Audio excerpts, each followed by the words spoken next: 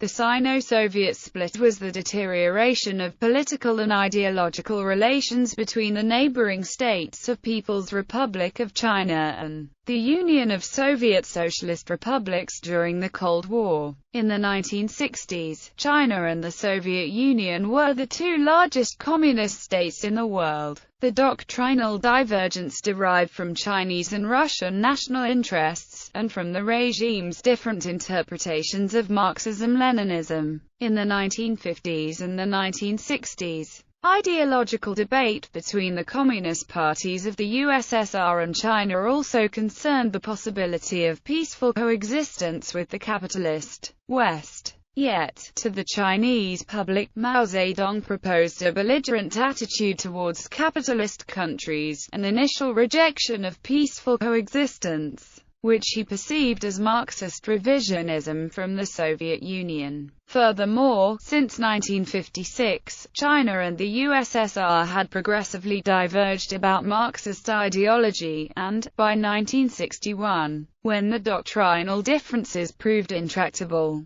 the Communist Party of China formally denounced the Soviet variety of communism as a product of revisionist traitors. The split concerned the leadership of world communism. The USSR had a network of communist parties it supported. China now created its own rival network to battle it out for local control of the left in numerous countries. Lorenz M. Luthi argues, the Sino-Soviet split was one of the key events of the Cold War, equal in importance to the construction of the Berlin Wall, the Cuban Missile Crisis, the Second Vietnam War, and Sino-American rapprochement. The split helped to determine the framework of the Second Cold War in general, and influenced the course of the Second Vietnam War in particular. The divide fractured the international communist movement at the time and opened the way for the warming of relations between the United States and China under Richard Nixon in 1971. Relations between China and the Soviet Union remained tense until the visit of Soviet leader Mikhail Gorbachev to Beijing in 1989. History. Origins. The ideological roots of the Sino-Soviet split originated in the 1940s, when the Communist Party of China, led by Mao Zedong, fought and took advantage of the Second Sino-Japanese War against the Japanese Empire, while simultaneously fighting the Chinese Civil War against the nationalist Kuomintang, led by Generalissimo Chiang Kai-shek. In fighting the overlapping wars,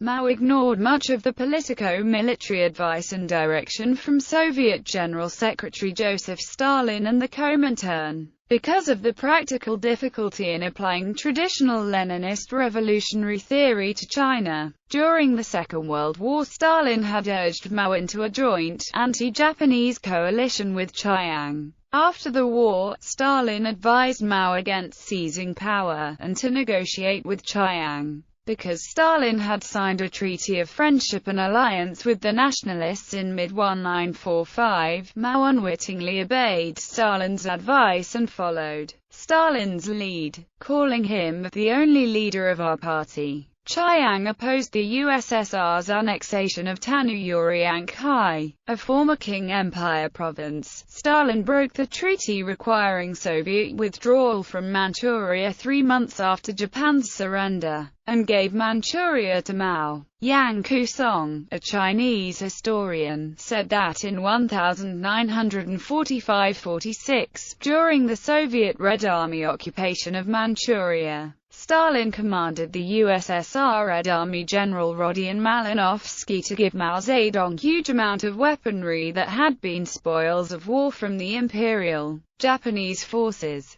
Chiang Kai-shek received no assistance during the Berlin blockade in 1948. Because the United States Air Force was putting all its efforts towards helping the people of Berlin during that time, the Americans were preoccupied in Europe and did not turn to help Chiang Kai-shek's Kuomintang army in China until the Kuomintang were losing the Liaoshan, Weihai and Pingjin campaigns. After the CCP's victory over the KMT, a Moscow visit by Mao from December 1949 to February 1950 culminated in the Sino-Soviet Treaty of Friendship and Alliance, which included a $300 million low-interest loan and a 30-year military alliance. However, during the Chinese Civil War, Mao had begun attempting to displace the Moscow regime as the ideological leader of world communism. Mao and his supporters argued that traditional Marxism was rooted in industrialized European society and could not be applied to Asian peasant societies. In 1947, Mao gave U.S. journalist Anna Louise Strong documents, directing her to show them to party leaders in the United States and Europe,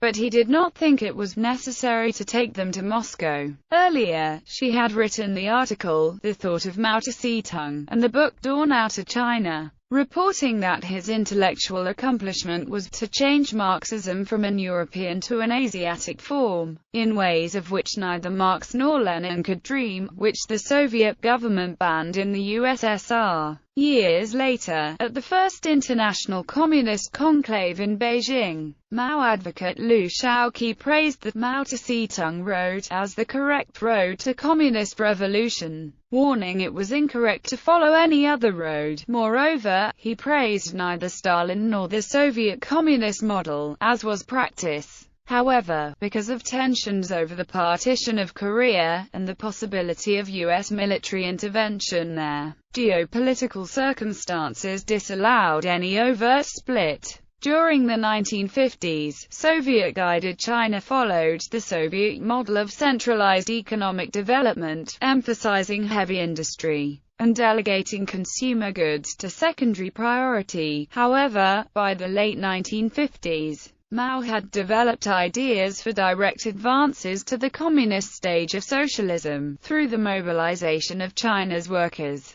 These ideas became the basis for the Great Leap Forward. Post-Stalin. After Joseph Stalin's death in March 1953, there was a temporary revival of Sino-Soviet friendship. In 1954, the Soviets calmed Mao with an official visit by Premier Nikita Khrushchev that featured the formal handover of the Lushun naval base to China. The Soviets also provided technical aid in 156 industries in China's first five-year plan, and 520 million rubles in loans. These moves enabled the PRC and USSR, at the Geneva Conference of 1954, jointly to persuade the Democratic Republic of Vietnam, led by Ho Chi Minh, to accept the West Division of Vietnam at the 17th parallel north. These occurrences shocked Mao, who had supported Stalin ideologically and politically, because Khrushchev was dismantling Mao's support of the USSR, publicly rejecting Stalin's leadership and actions, such as the disavowal of the Marxist-Leninist tenet developed by Stalin regarding dictatorship of the proletariat, announcing the end of the Comintern, and emphasizing the core Marxist-Leninist thesis of inevitable war between capitalism and socialism. As a result, contradicting Stalin, Khrushchev was advocating the idea of peaceful coexistence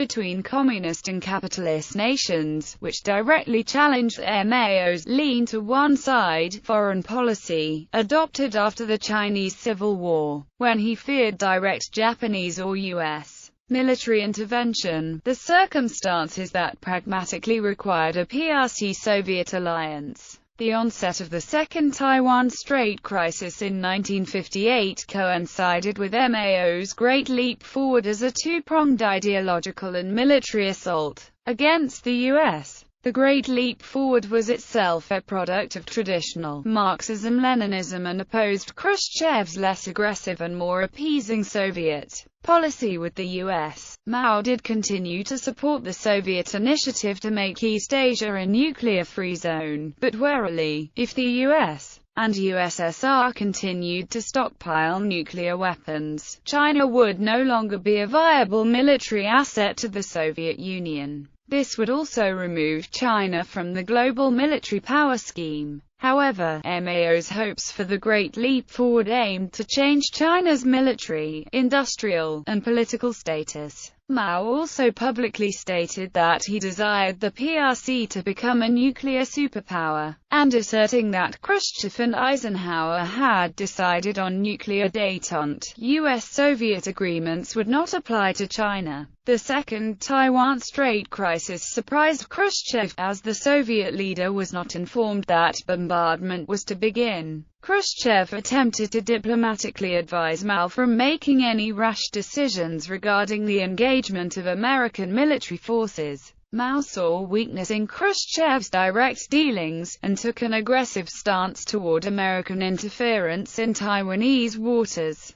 However, the renewed threat of nuclear war scared Khrushchev, who attempted to reaffirm Soviet power by supplying Mao with military equipment. Khrushchev soon grew uneasy with Mao's rashness, seeing as diplomatic correspondence between the US and USSR over the Second Taiwan Strait crisis brought the two superpowers to the brink of nuclear war. Mao's Great Leap Forward only served to bring a larger affront to the Soviet Union via Mao's boastful attitude that the PRC would surpass its socialist ally. Mao hoped to build a newer, more reliable form of Stalinist ideology, as well as emancipate China from Soviet socialism overall. The Soviet model involved a considerable amount of inefficient state bureaucracy and moreover emphasized heavy industry and capital construction to the point where China's agricultural sector was left neglected.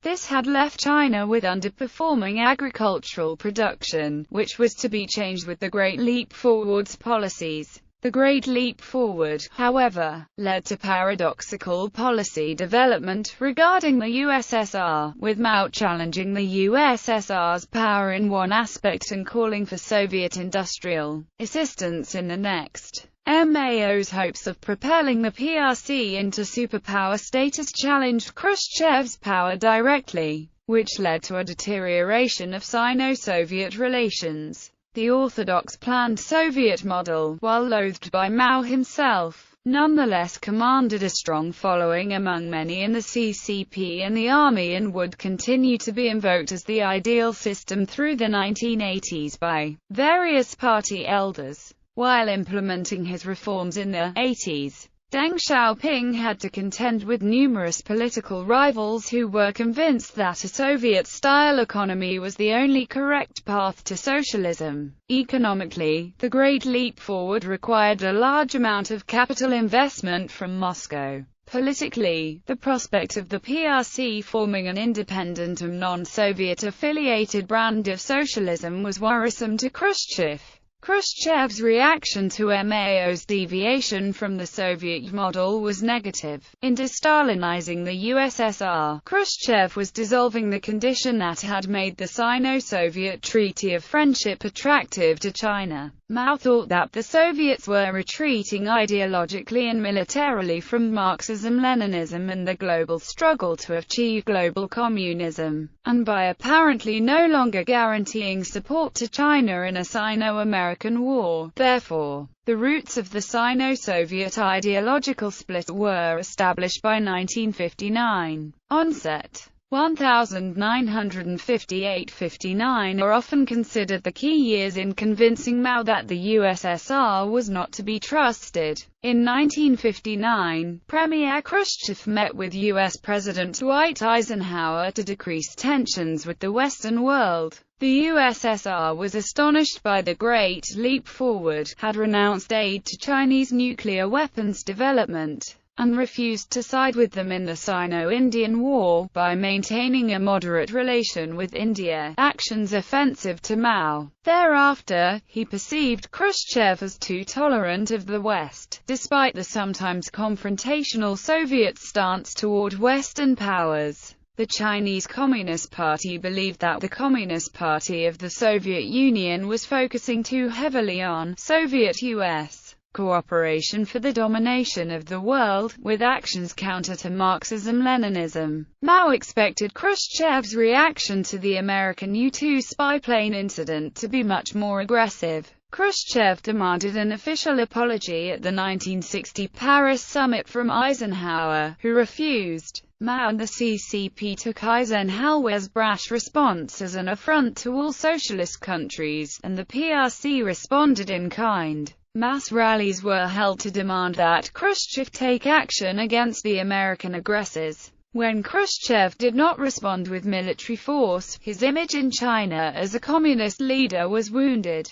Mao and Khrushchev then argued at the Bucharest Conference of the World Communist and Workers' Parties, heatedly attacking each other's ideologies. Mao argued that Khrushchev's emphasis on material development would make the people soft and unrevolutionary, while Khrushchev said, "If we could promise the people nothing except revolution, they would scratch their heads and say, isn't it better to have good goulash?" At first, the Sino-Soviet split manifested indirectly, as criticism towards each other's client states. China denounced Yugoslavia and Tito, who had pursued a non-aligned foreign policy, while the USSR denounced Enver Hoxha and the People's Socialist Republic of Albania, which had refused to abandon its pro-Stalin stance and sought its survival in alignment with China. At the peak of Khrushchev's de-Stalinization agenda, Bao Samson described the party's message to the cadres in China. When Khrushchev stopped Russian aid to Albania, Hoxha said to his people, "Even if we have to eat the roots of grass to live, we won't take anything from Russia. China is not guilty of chauvinism," and immediately sent food to our brother country. The USSR also offered moral support to the Tibetan Rebels in their 1959 Tibetan uprising against Red China. By 1960, their mutual criticism moved out in the open, when Khrushchev and Peng Zhen had an open argument at the Romanian Communist Party Congress.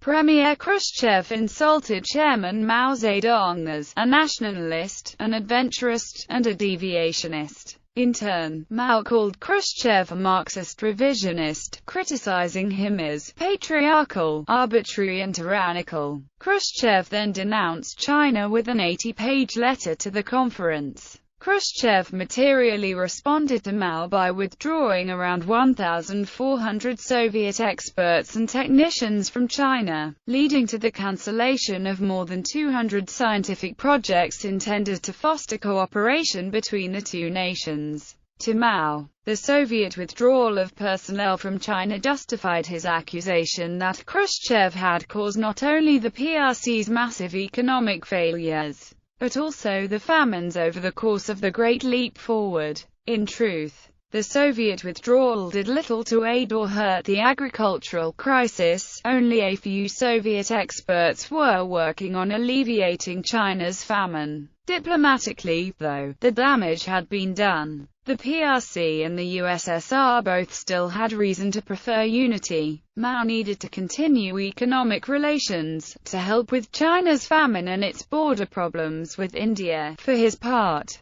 Khrushchev had lost significant ground in his policy of détente with the US. His accusations of espionage against Eisenhower and the breakdown of diplomacy at the Paris summit had exacerbated tensions between the two superpowers, and the PRC remained the USSR's closest military asset and ally. In November 1960, at a Congress of 81 Communist parties in Moscow, the Chinese argued with the Soviets and with most other delegations, but still compromised, wanting to avoid a formal ideological split. In October 1961, however, at the 22nd Congress of the Communist Party of the Soviet Union, they again had an open confrontation. In December, the USSR cut diplomatic relations with China-backed Albania, escalating the dispute from the level of political parties to that of nations. In 1962, the PRC and the USSR finally broke relations.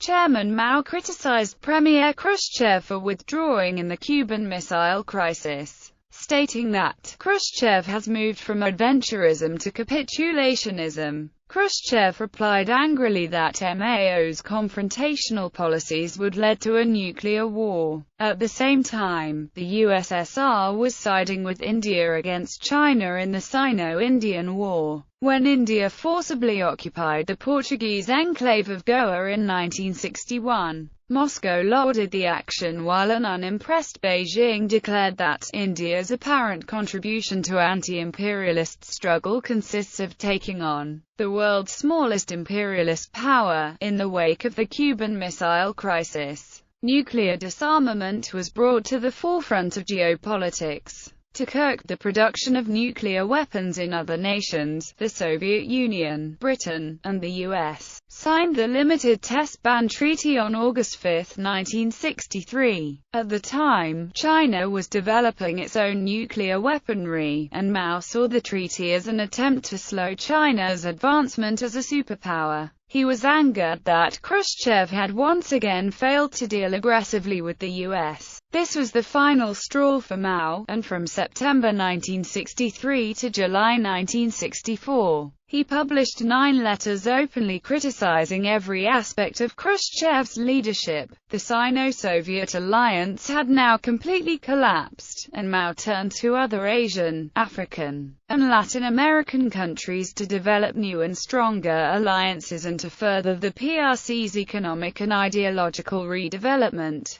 Formal ideological statements. Each regime followed their actions with formal ideological statements. In June 1963, the PRC published the Chinese Communist Party's proposal concerning the general line of the international communist movement, and the USSR replied with its open letter of the Communist Party of the Soviet Union. These were the last formal communications between them. By 1964, Chairman Mao asserted that a counter-revolution in the USSR had re-established capitalism there. The Soviets broke relations with China, and the Warsaw Pact countries followed. After Leonid Brezhnev deposed Premier Khrushchev in October 1964, Chinese Prime Minister Zhou Enlai traveled to Moscow to speak with the new leaders of the USSR, Brezhnev and Alexei Kosygin. He returned disappointed to China, reporting to Mao that the Soviets remained firm. Chairman Mao denounced Khrushchevism without Khrushchev continuing Sino-Soviet hostility. China accused the Soviet Union of colluding with the United States. During the Glasgow Summit Conference of June 1967, between Kosygin and American President Lyndon B. Johnson, for example, Radio Peking claimed that the two men discussed a great conspiracy on a worldwide basis, criminally selling the rights of the Revolution of Vietnam people, Arabs, as well as Asian, African, and Latin American peoples to U.S. imperialists. This was a significant change in power dynamics, with subtle, lasting effects on American-Soviet relations.